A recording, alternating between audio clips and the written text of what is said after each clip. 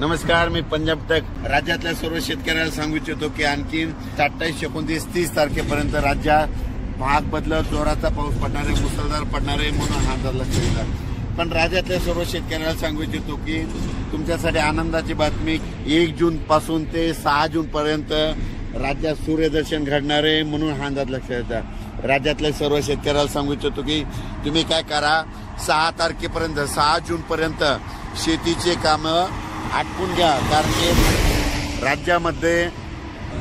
राज्यामध्ये 1 जून पासून तर 6 जून पर्यंत हवामान कोरडा राहणार आहे आणि त्यामध्ये सूर्यदर्शन घडणार आहे।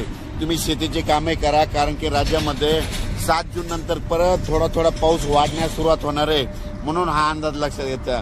राज्यातल्या सर्व शेतकऱ्याला सांगू इच्छितो की 30 मे पर्यंत राज्यात दररोज भाग बदलत मुसळधार, कुठं अतिमुसळधार, कुठं रिमझिम पाऊस पडणार आहे म्हणून हा अंदाज लक्षात येतात। पण राज्यातल्या सर्व शेतकऱ्याला सांगू इच्छितो की पाऊस खूप झाला, जमिनीमध्ये ओल भरपूर आहे, पण पेरणीसाठी आपल्या शेतात दुरुस्त नसल्यामुळं सर्व शेतकऱ्याला एक आनंदाची बातमी की म्हणजे तुमच्यासाठी वरून राज्या 5 ते 6 दिवस म्हणजे 1 जून पासून तर 6 जून पर्यंत रजेवर जाणार आहे, म्हणजे तुम्हाला शेती कामं करण्यासाठी वेळ देणार आहे।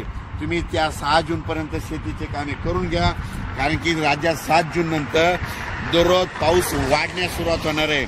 म्हणजे 7 जून नंतर 7ला थोडा वाढणार आहे, 8ला परत वाढत जाणार आहे, 9ला परत वाढत जाणार आहे, म्हणजे असा पाऊस वाढत जाणार आहे म्हणून हा अंदाज लक्षात येतात। राज्यातल्या सर्व शेतकऱ्यांना परत सांगतो की हा पाऊस 30 मे पर्यंत दररोज पूर्व विदर्भ, पश्चिम विदर्भ, दक्षिण महाराष्ट्र, उत्तर महाराष्ट्र, कोकण पट्टी, खानदेश, मराठवाडा या भागात पडणारच आहे। पण जास्त पाऊस मुंबईला मात्र आणखीन 2 दिवस म्हणजे 27 आणि 28 2 दिवस मुंबईला, इगतपुरीकडे खूप पाऊस पडणार आहे, पुण्याकडे खूप पडणार आहे म्हणून हा अंदाज लक्षात येतात। पण राज्यात मात्र 1 जून पासून ते 6 जून पर्यंत सूर्यदर्शन घडणार आहे, शेतकऱ्याला कामं करण्यासाठी वेळ देणार आहे म्हणून शेतकऱ्यांनी 6 जून पर्यंत तुम्ही तुमचे कामं करून घ्या। 7 तारखेपासून राज्यात परत पावसाला थोडी वाढण्यास सुरुवात होणार आहे म्हणून हा अंदाज लक्षात घ्यायचा। जमिनीमध्ये ओल भरपूर आहे म्हणून तुम्ही तुमचा पेरणीचा निर्णय स्वतः घ्यावा।